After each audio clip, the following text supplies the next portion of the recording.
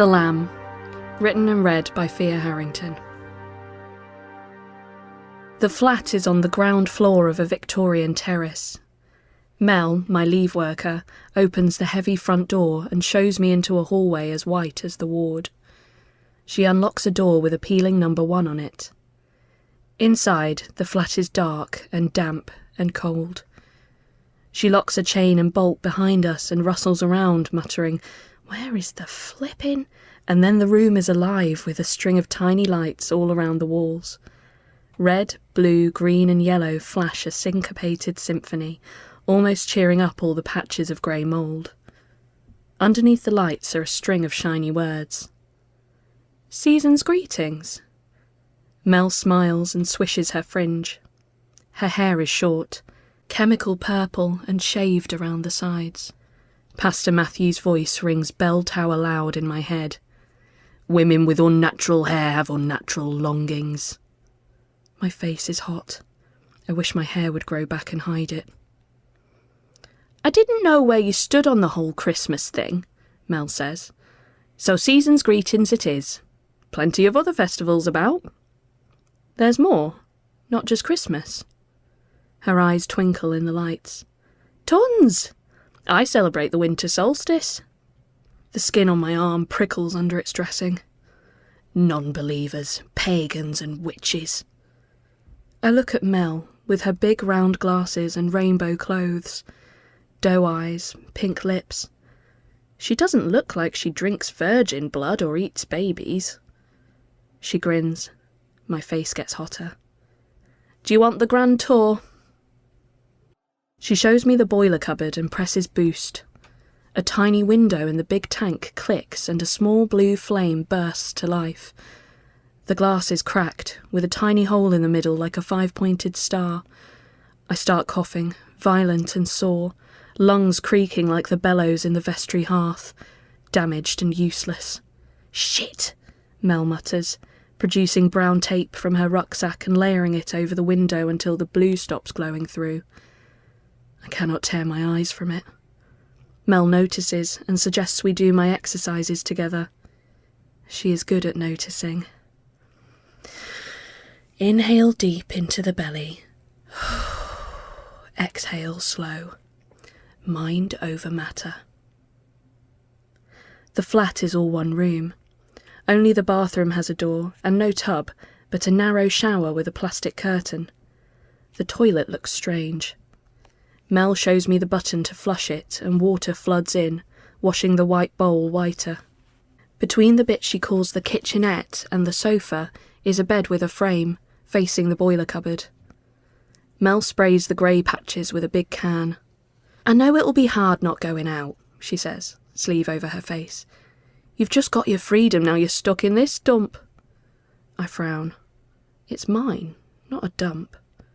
"But Pastor Matthew and the others still haven't been found, so keep your head down till the hearing and we'll find you somewhere better. Get you a job? Your own life?" My throat thickens, my bad eye blurring. I blink and wipe it carefully with my sleeve, where it leaves a streak. "I'll let you settle in," she says. "Don't forget your dressings." She hands me the keys and leaves. I lock, chain and bolt the door and climb into bed. I open the clear plastic bag of my things. Bandages and special soap for the scars. The nurse gave me a grey jumper and matching trousers after Mel asked them to get rid of my smock. Trousers. I picture Pastor Matthew's face. I never want to wear anything else. I pull the covers up to my chin, but am quickly too hot. The scars need air. I peel back a corner of dressing. It weeps, but the smell isn't as bad. I look around my twinkly, warm flat. The bed feels too big without Abigail to curl around me like a stave. It was forbidden, but we all did it for warmth, until someone hissed us awake before the grown-ups came. I suppose that's how it started with her. I think of the kiss. How she looked at me like she was reading a difficult passage. How she pressed me into the wall, our mouths like prayer hands, her knee between mine. How they held us over the flames for it, while the choir sang. Something creaks and crashes in the kitchenette. My chest squeezes as I pull the covers over my face, stifling coughs. I peek with my good eye. Too dark. Inhale deep. Exhale slow. Mind over matter. Mel gives me a choice of hobbies to try. She says hobbies are things you do just for fun. I choose crochet. We start small, copying patterns on cut-out pieces of paper, making patches we can stitch into a blanket. The colours are all pastel, pinks and purples and blues. I like the way the needles click together, like a spider with its web. I'm glad I've got you to do this with, Mel says, frowning at the pattern. I can never just pick a hobby and stick to it. I think, is it bad to do more than one thing just for fun? No, of course not. She smiles and pats my leg. The weight of her touch lingers, a welcome brand. What a silly thing to worry about. Thanks, Grace. I smile, but it quickly fades. I couldn't do anything fun before. She looks at me intently. Choir was fun, sometimes. The carols. You're a singer. Chorister, I mumble. Praise is penance. She frowns. Have you ever heard gospel music? I shake my head. She taps at her phone, then bright voices erupt in 4-part harmony, a molten mix of sunshine and stars. A soprano soars above it, angelic. Aretha Franklin, Mel says. Total icon. The pain, the glory, the faith. Aretha Franklin does a run from the high C, a twittering songbird. I copy it without thinking and cough. Bloody hell, Grace, Mel says, shaking her head in disbelief. That was amazing. Not a singer, my foot. We inhale and exhale together, until I start to laugh and can't stop. My lungs wither and wheeze, but Mel is laughing too. This time, it doesn't feel so scary. Mel wipes her eyes. The power of music, eh? The crash I'd heard on the first night had been a shelf collapsing in the kitchen cupboard. Mel brings round her toolbox and fixes it while I wash the dishes with yellow gloves. Through the window I watch people my age in the park. They laugh and smoke, chimneys of warmth in the bitter air. 2 girls hold hands. They kiss. A glass smashes in my hand and I start coughing. Mel rushes to me. What happened? She asks, peeling off the sliced gloves. A shard sticks out of the bandage, reddening like spilt communion wine. She grabs a green box from a drawer. I frown. Outside, the girls laugh into each other's mouths. People walk around them. They laugh and laugh. I cough so hard I retch. Mel turns me from the window and teases out the shard, telling me to inhale deep and exhale slow. She ties the bandage and holds on to my hand. It's not fair what they did to you, Grace, she says. There's nothing wrong with liking other girls. Her eyes are a deep, warm brown, her lips full. Maybe she's right. I lean my face towards hers. She springs back against the counter. Oh, I say, stupidly. I didn't mean to make you think... No, I say. I stand still, cheeks hot. The scars tingle. Tell you what, she says cheerily, and brings out my new wind-up radio. She tunes it to an obnoxious Christmas song with harsh sleigh bells, crashing drums and shrieking saxophones. Nothing like the carols we sang in choir, like God himself was in our lungs. I push past her and twist the dial, static until a uniform purity of voices triumphs over the hiss.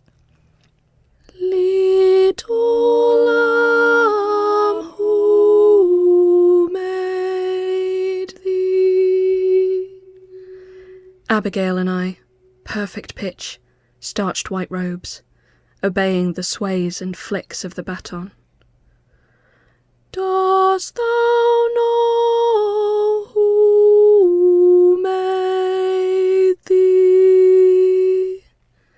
Her harmony lilts away from my melody, raising the hairs on my unmarked arms. Pastor Matthew's sideways smile. Dark wood smell of the pulpit, pews and nave, of waxy floor polish and dripping candles fills my lungs. Rat-a-tat on the music stand. My chest buckles. I cough, fight to breathe. I am not there. I am in my kitchenette, in my ground floor flat. Mel is here, hammering nails. No cold church hall, no wood or polish. Rat-a-tat, louder, metallic, hard as the meter rule brought down on the desk by my hand. I lash out and the radio clatters into the dishes on the draining board. My bad eye blurs bonfire yellow. Mel catches my arm and guides me to the bed as darkness comes. My head beats. Night is at the kitchen window, and I am damp all over, the sheets too. Mel is gone and the lights are off.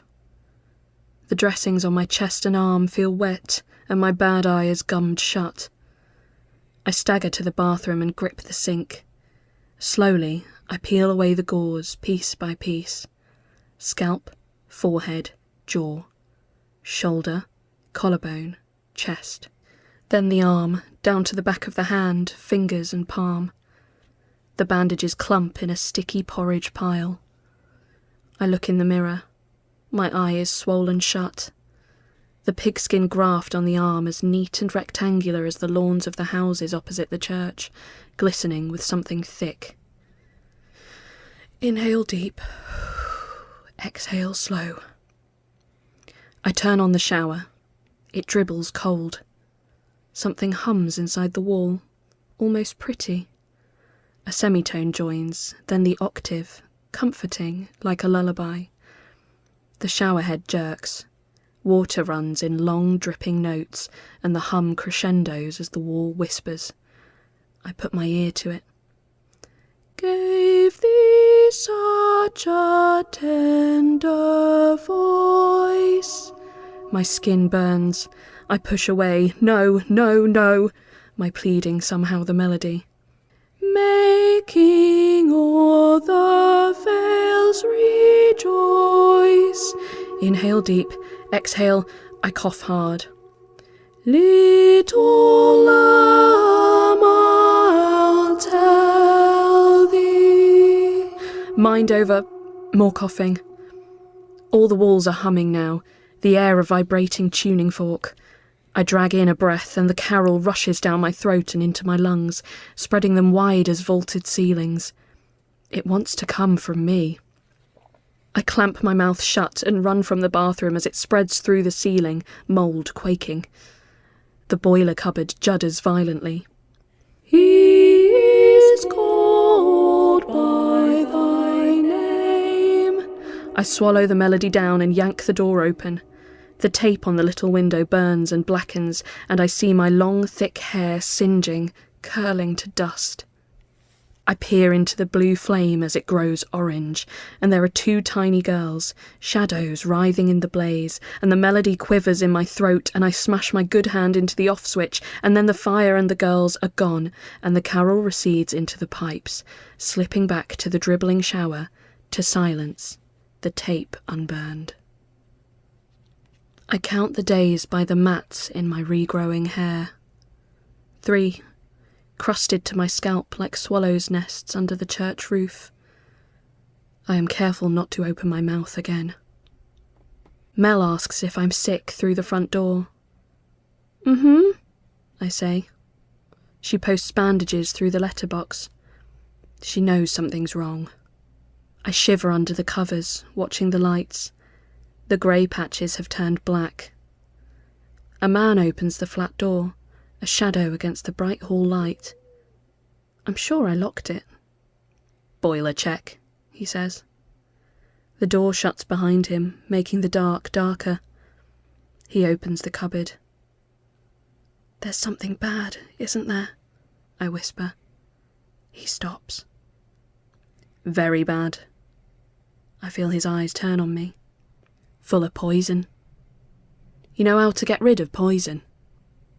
I shake my head. Purification. He peels off the tape, letting it drop to the floor. My good eye adjusts.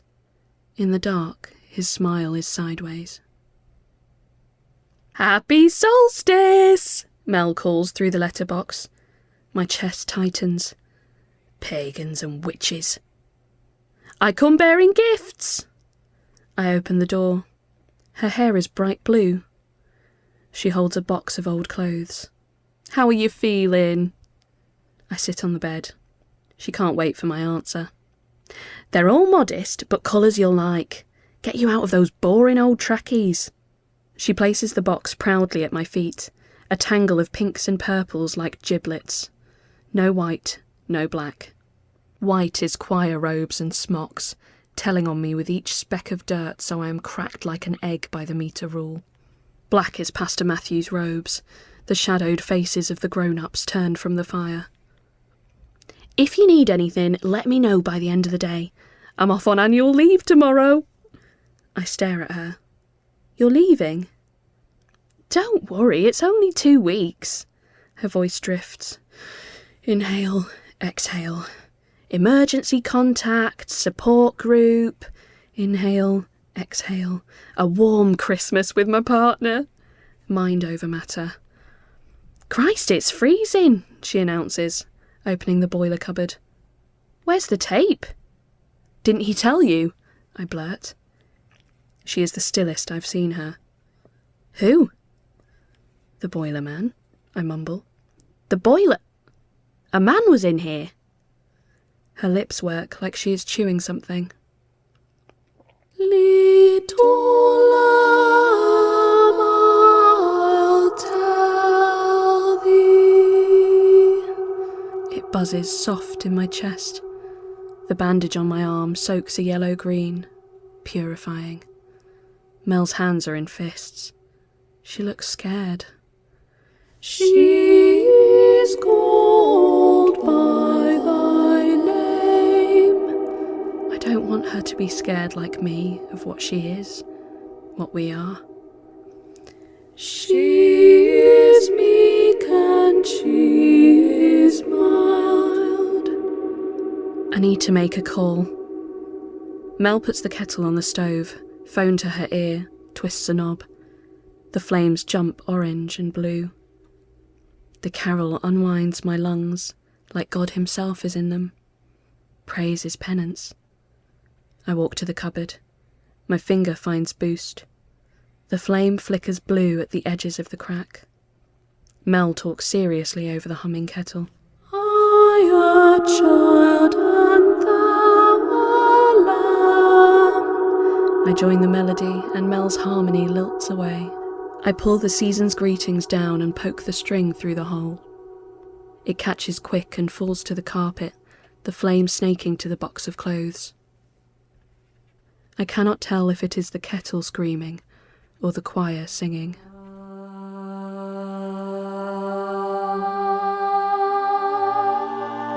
You've just heard The Lamb, a ghost story for Christmas by Thea Harrington, part of Ghosts at the Old Library with music by Oscilloscope, made possible by funding from the Arts Council and creative director Richard V. Hirst.